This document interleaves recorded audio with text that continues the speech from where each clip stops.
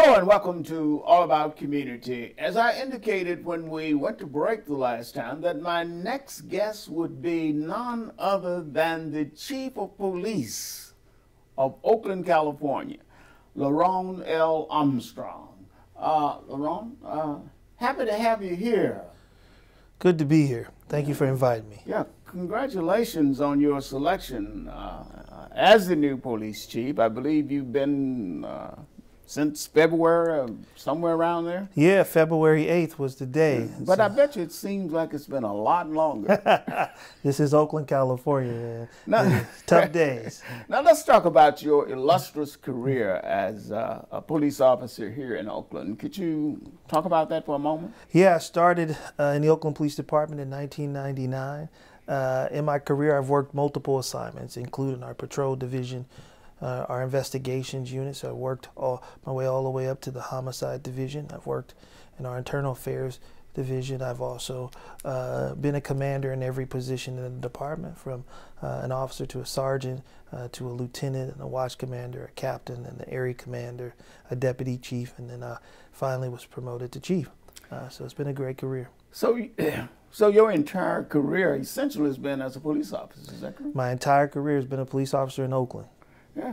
How did that happen, and what enticed you to do that? Because a lot of young men, and we need a lot of black people in particular in the police department. What enticed you, and how could you entice others to do it? So really, you know, I only applied for one police department. I've only submitted one application to be a police officer, and that was to be an Oakland police officer.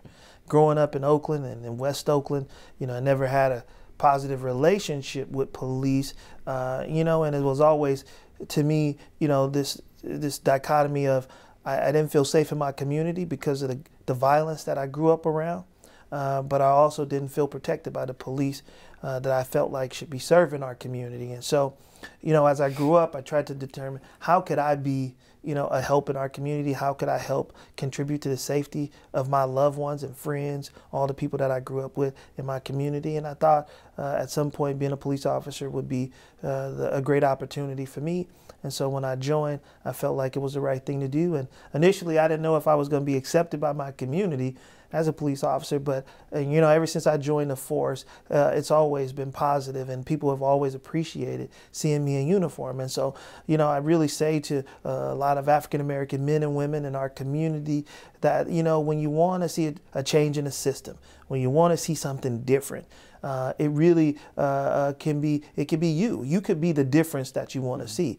When you imagine what a police officer looks like, or how you want a police officer to engage with you, I mean, you should think about yourself, or somebody that you know, or somebody that you know is a good person that you, if you were in need, if you were having a traumatic incident and you needed help, when you called 911, who would you like to respond? I think my family felt like they would like to see me show up. And well, I can tell you this, I certainly feel better. Anytime I see a black police officer coming around, I feel much better. So I understand that you had a personal experience of a tragedy concerning one of your brothers, or your brother? Yeah, when I was 13 years old, my brother was 16. My brother was killed. He was shot and killed at school, at his high school, Oakland Tech. And so, you know, that was, you know, it's not anything foreign, unfortunately, to so many families in Oakland who have experienced tragedy and pain. And so that has always been something that I've carried with me, this idea, you know, that I understand what it feels like to lose someone, and understand the traumatic impact it can have on your family, and the fact that it's something that is forever with you. Yeah, I understand that.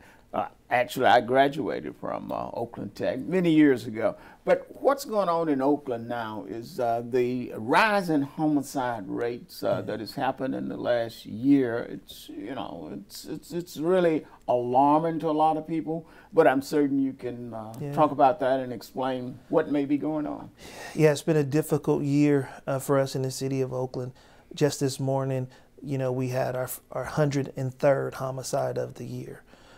We had a total of 102 homicides in the whole year of 2020. So we've exceeded that now in the month of September. So it really demonstrates how difficult it's been and how violent it's been in our city in this year. And so we've seen a proliferation of firearms in our community. We have seen much more access to guns. We've seen our groups and gangs have consistent feuds throughout the year, which has led to gun violence going back and forth across our city. What's causing those feuds between the gangs? Do you know?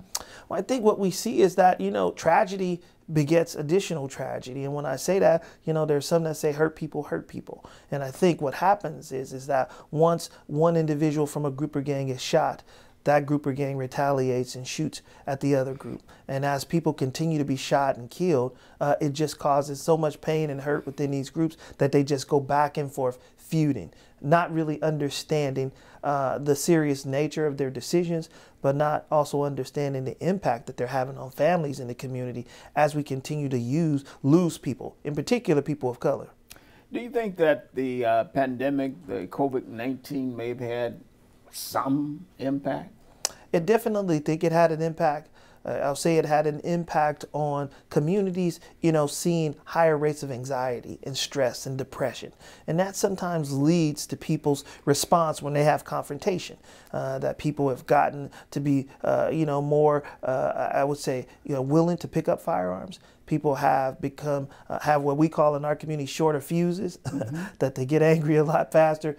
And having access to firearms, is a real problem because they tend to pick those firearms up and use them.